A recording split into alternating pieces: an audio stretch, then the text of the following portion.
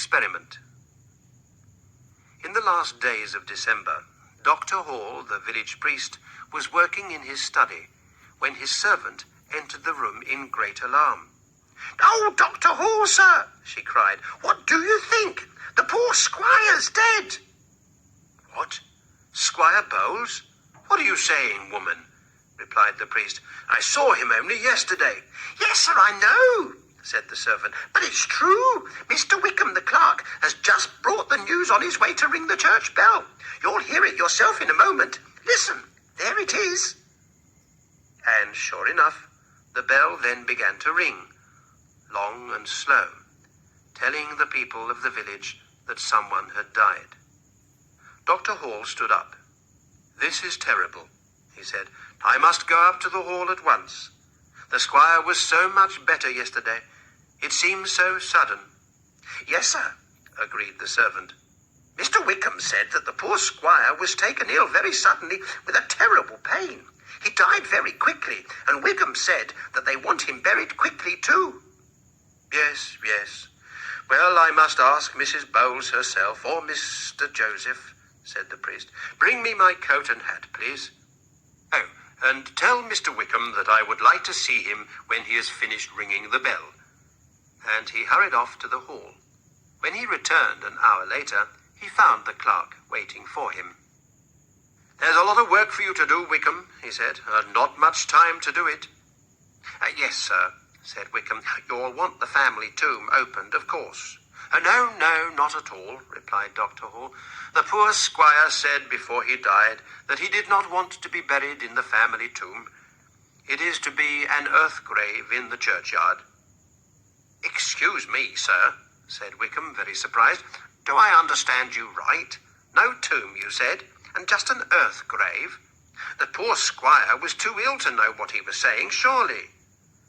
Yes, Wickham, it seems strange to me, too," said the priest.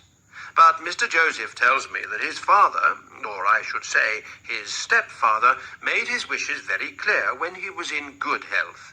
Clean earth and open air. You know, of course, the squire had some strange ideas, though he never told me of this one. Oh, and there's another thing, Wickham.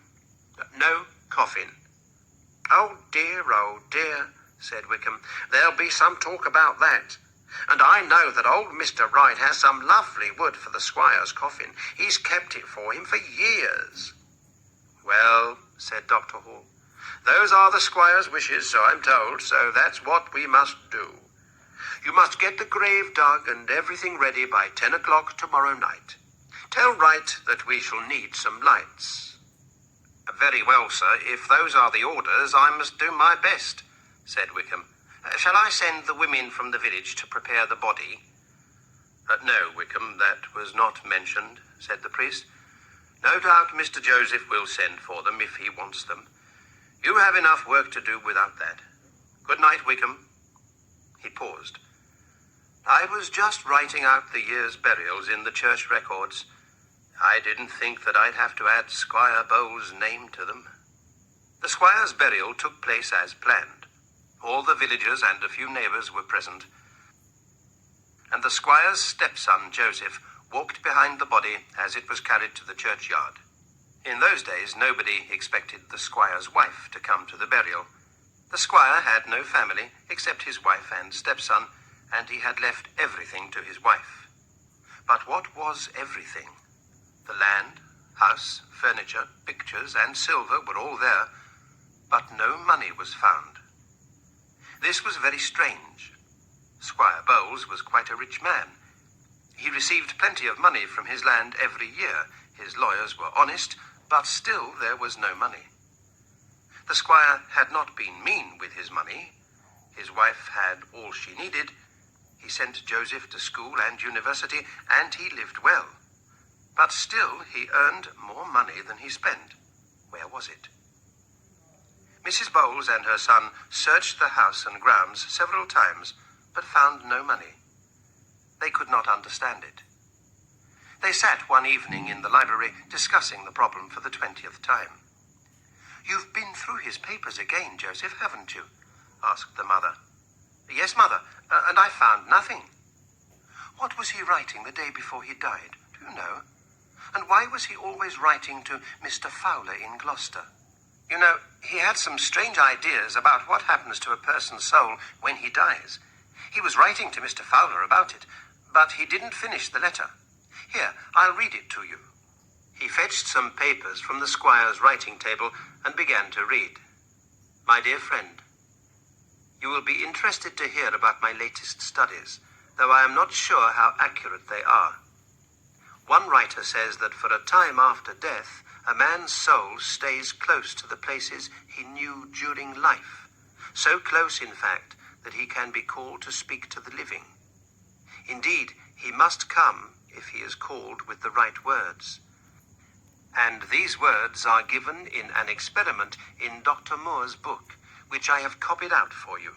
But when the soul has come and has opened its mouth to speak, the caller may see and hear more than he wishes, which is usually to know where the dead man has hidden his money. Joseph stopped reading, and there was silence for a moment. Then his mother said, "There was no more than that?" "No, mother, nothing." "And have you met this Mr. Fowler?"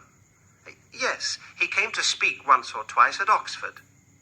"Well," said the mother, "as he was a friend of the squire, I think you should write to him and tell him what has happened. You will know what to say, and the letter is for him after all." "You're right, mother," replied Joseph. "I'll write to him at once." And he wrote that same evening. In time, a letter came back from Gloucester, and with it a large packet. And there were more evening talks in the library at the hall. At the end of one evening, the mother said, "Well, if you are sure, do it tonight. Go round by the fields where no one will see you. Oh, and here's a cloth you can use." "What cloth is it, mother?" asked Joseph. "Just a cloth," was the answer. Joseph went out by the garden door, and his mother stood in the doorway thinking, with her hand over her mouth. Then she said quietly, "It was the cloth to cover his face. Oh, I wish I had not been so hurried." The night was very dark, and a strong wind blew loud over the black fields, loud enough to drown all sounds of calling or answering, if anyone did call or answer. Next morning, Joseph's mother hurried to his bedroom. "Give me the cloth," she said. "The servants must not find it, and tell me, quick." Her son, sitting on the edge of the bed, with his head in his hands, looked up at her with wild, red eyes. "We have opened his mouth," he said. "Why, oh why, mother, did you leave his face uncovered?" "You know how hurried I was that day," she replied. "I had no time. But do you mean that you have seen it?" Joseph hid his face in his hands. "Yes, mother, and he said you would see it too." His mother gave an awful cry and caught hold of the bedpost. "He's angry," Joseph went on. "He was waiting for me to call him, I'm sure. I had only just finished saying the words when I heard him, like a dog growling under the earth." He jumped to his feet and walked up and down the room. "And now he's free. What can we do? I cannot meet him again.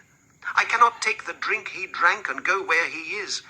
And I'm afraid to lie here another night. Oh, why did you do it, mother? We had enough as it was." "Be quiet," said his mother through dry lips.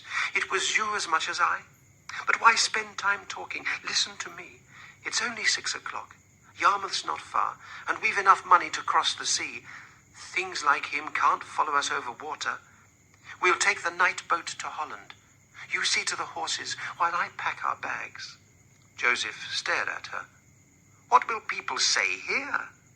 "You must tell the priest that we've learnt of some of the squire's money in Amsterdam, and we must go to collect it. Go. Or if you're not brave enough to do that, lie here and wait for him again tonight." Joseph trembled and left the room.